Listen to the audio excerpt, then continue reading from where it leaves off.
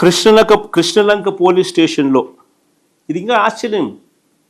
Conspiracy అనేది ఎంత లోతుగా ఉంది అని చెప్పడానికి ఇంకొక ఉదాహరణ. కృష్ణలంక పోలీస్ స్టేషన్లో వీళ్ళు ఫైల్ చేసిన రిమాండ్ రిపోర్ట్లో వీళ్ళు రాసుకొచ్చినారు, మే 1వ తారీఖు నుంచి జూన్ 1వ తారీఖు వరకు వీడియో క్లిప్పింగ్ లేదంట,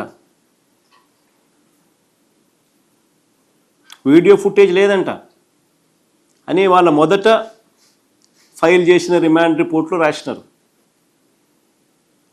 మళ్ళీ మధ్యలో 2 కానిస్టేబుల్ ఏదో అరెస్ట్ చేసినట్టున్నారు నిన్నేదో. వాళ్ళ రిమాండ్ రిపోర్ట్లో ఏమో రాసినా తెలుసా, 18 నెలలుగా సీసీ కెమెరాల ఫుటేజ్ తొలగించినట్టు వాళ్ళ రిమాండ్ రిపోర్ట్లో రాస్తారు. అంటే ఎన్ని మర్డర్లు జరిగినాయో ఈ 18 నెలల్లో.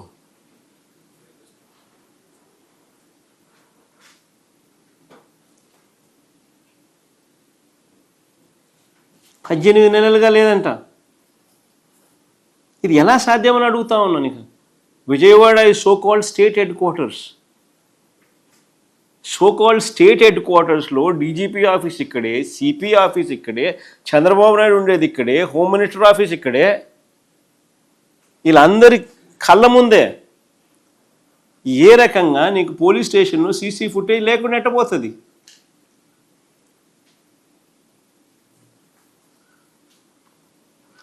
ఎవరికి నచ్చినట్లు వాళ్ళు డిలీట్ చేయడం కుదురుతుందా? ఎవరికి నచ్చినట్టుగా వాళ్ళు డిలీట్ చేసుకుంటూ పోవడం కుదురుతుందా? మరి ఎందుకు పెట్టడం? ఎందుకు మీ ఇష్టం వచ్చినట్టు మీరు డిలీట్ చేసుకుంటా ఉన్నప్పుడు? మరి సుప్రీంకోర్టు జడ్జిమెంట్లు ఎందుకు? హైకోర్టు జడ్జిమెంట్లు ఎందుకు?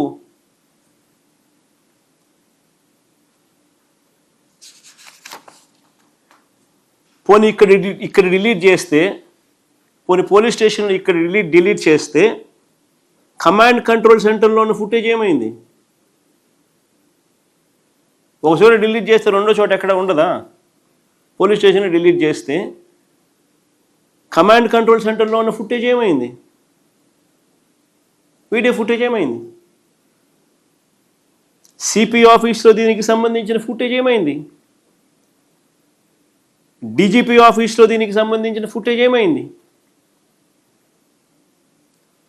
పోలీసు వ్యవస్థను నిజంగా ఎలా దుర్వినియోగం చేస్తూ ఉన్నారు అని చెప్పడానికి ఇది ఇంకొక నిదర్శనం కాదా అని అడుగుతా ఉన్నా.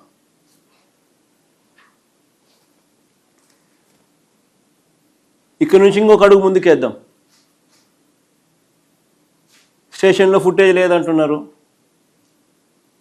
కొన్ని విజయవాడ నగరంలోని బస్ స్టాండు, విజయవాడ నగరంలోని రైల్వే స్టేషన్లు, విజయవాడ నగరంలోని రోడ్ జంక్షన్స్, విజయవాడ నగరంలోని పబ్లిక్ ప్లేసులు, వీటిలో ఉన్న వీడియో ఫుటేజ్ ఏమైంది?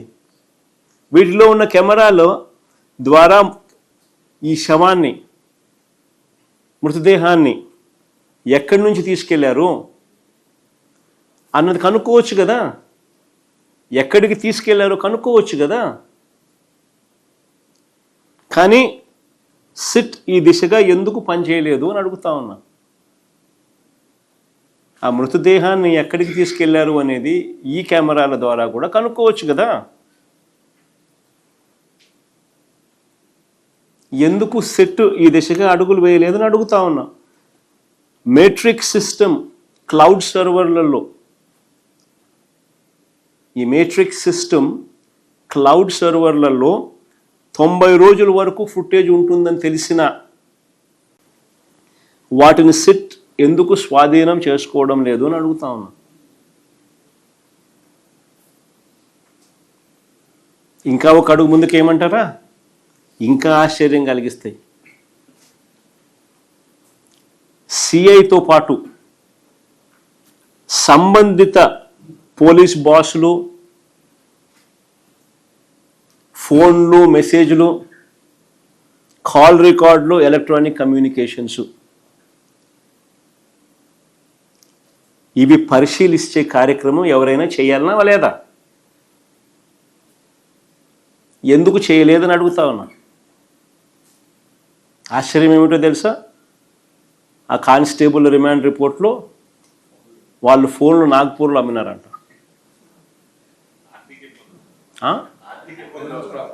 ఆర్థిక ఇబ్బందుల వల్ల వాళ్ళ ఫోన్లు నాగ్పూర్లో వాళ్ళు అమ్మినారంట. అసలు ఏంటిది? మనిషిని చంపేసినారు, శవాన్ని కనపడకుండా చేసేసినారు, వీడియో ఫుటేజ్ లేదు, మాయం చేసినారు.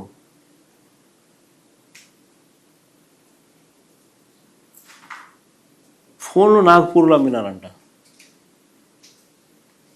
నిజంగా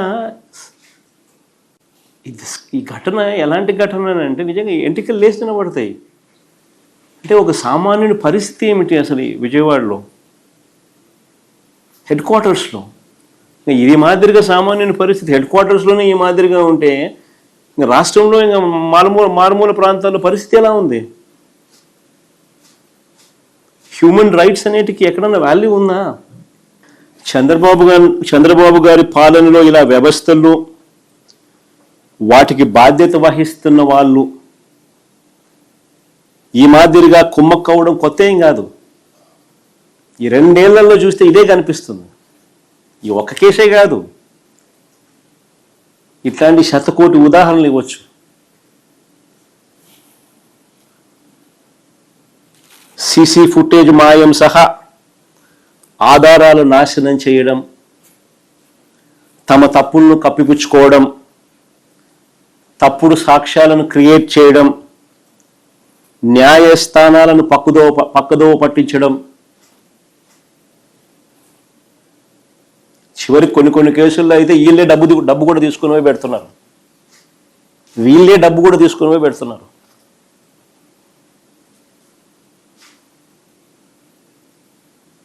ఆ స్థాయిలోకి వ్యవస్థలన్నీ దిగజారిపోయి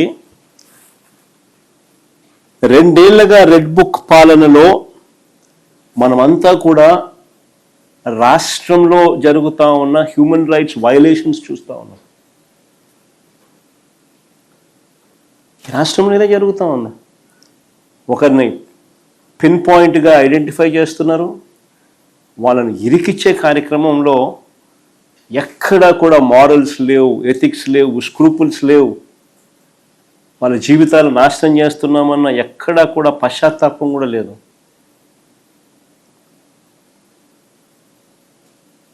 ఏ స్థాయికైనా దిగజారిపోయినా పర్వాలేదు, చంద్రబాబు నాయుడు ముఖంలో సంతోషం చూడాలి.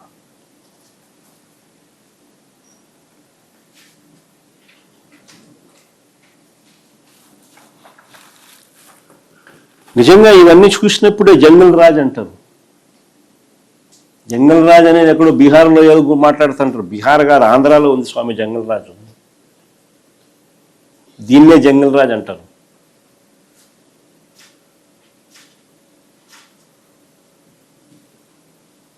అడ్డు అదుపు లేకుండా ఏమైనా చేసేస్తాం మేము అనేదాన్నే జంగల్ రాజ్ అంటారు.